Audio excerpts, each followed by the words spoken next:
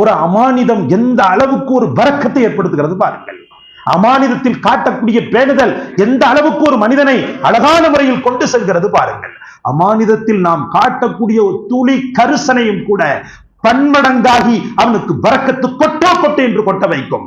ஆனால் பொருள் கிடைக்கிறது, பணம் கிடைக்கிறது என்று திருட்டு புத்தியோடு, அமானித மோசடியோடு அவன் கோடியே சம்பாதித்தாலும் சரி, அந்த கோடி அவனை பெருக்கோடியாக மாற்றுகின்ற வரைக்கும் ஓயாது.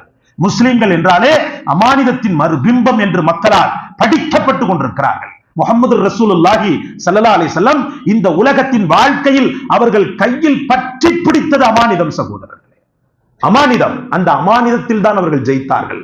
அதற்கடுத்து நல்ல வார்த்தை பேசுவது, அதற்கடுத்து பெருமானார் ஸல்லல்லாஹு அலைஹி வஸல்லம் சிதுக்கு, உண்மையோடு இருப்பது, உண்மையாக பேசுவது. இந்த உண்மை முஹம்மது ரசூலுல்லாஹி ஸல்லல்லாஹு அலைஹி வஸல்லம் அவரிடத்திலும் இருந்தது. அதை மற்றவர்களுக்கும் போதனை செய்தார்கள். உங்களுக்கெல்லாம்